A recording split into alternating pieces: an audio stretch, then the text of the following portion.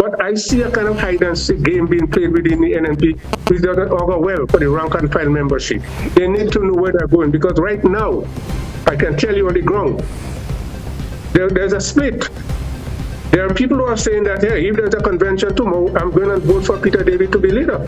It seems like some people's concentration is convention.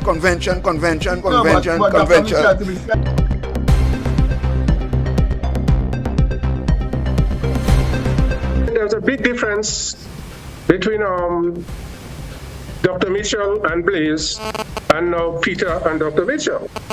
With Dr. Mitchell and Blaze, I do not believe Blaze expected Kit Mitchell to challenge him at the convention. Yeah, so it came as a surprise to Blaze. But as it stands right now, I think Peter David has made it clear to the party and to Dr. Mitchell that he's interested in the leadership of the party. That I don't think Kit did not make that clear to Blaze. Yeah, so Blaze was in a state of shock.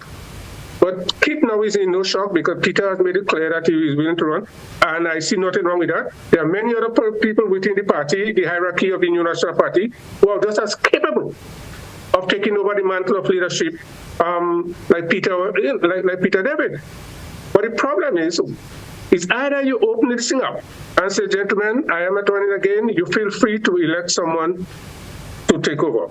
I am the elder statesman. I know they will show him all the respect due to him as an elder statesman of the party. But I see a kind of hide and seek game being played within the NNP, which doesn't augur well for the rank and file membership. They need to know where they're going, because right now, I can tell you on the ground, there's a split. There are people who are saying that, hey, if there's a convention tomorrow, I'm going to vote for Peter David to be leader. Others are saying that, okay, I will vote for maybe Emlyn Pierre, and I will vote for somebody anointed by Dr. Mitchell. This thing about the leader grooming someone to take over, that's not on. It's not part of our democracy. It's not something that we should really embrace. A leader, NNP been in existence for since 1984, you talk about 40 years. And at this time now we are talking about a party that cannot, having difficulty having someone emerge as leader who could be voted for in a convention, in a free and fair process. Something that will be fundamentally wrong. And I don't think we should change it and have a leader endorse or anoint.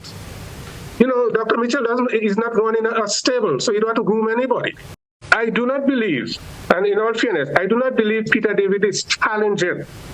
Peter David has made it clear that if there is a vacancy, if Dr. Mitchell is not going forward, he will be interested. That is not a challenge. A challenge is, okay, if Dr. Mitchell is going forward and Peter David decide, okay, I want to go forward as well, then I'll challenge. But that has not, Peter David has never said, if Mitchell is going forward, I am challenging him for leadership. And I've heard it from some other aspirants to the party, leadership of the party, that if there's a vacancy, I will be presenting myself as a future leader. So no one is really challenging Dr. Mitchell as yet. I feel a bit sorry for the supporters of the New National Party right now, because to me they are trapped between a rock and a hard place, in the sense of that they do not know exactly in what direction the party will be going in terms of the leadership, who will be leading the party in the upcoming election. And I think this is unfortunate because, as I said, you have a leader who has been there for 40 years. Nothing wrong with that leader saying, listen, I am prepared to run again.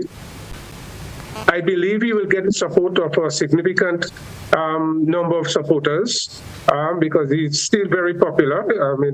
He's still held in high esteem by a large segment of the NNP party.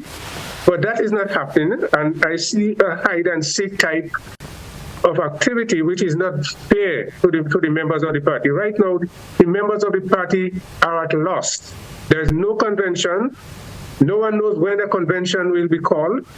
Only the political leader, notwithstanding what the general secretary or the chairman of the party will tell you that the executive will decide, that is hogwash.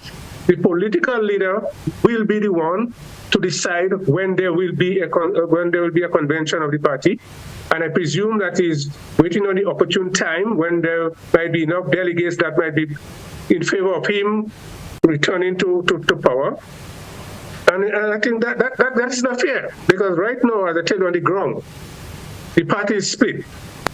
Because there are some people who are saying the party is split in terms of its support, in terms of future leadership, and that will hurt the party big time. NNP is depending on NDC to fail for them to succeed. That's a big mistake.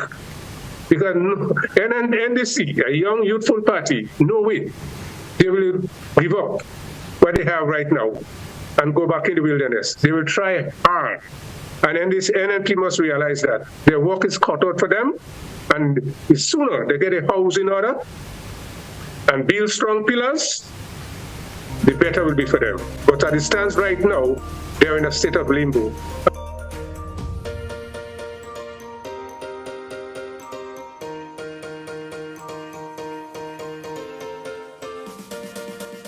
Hi everyone, thanks for checking out the Bub Report's social media pages.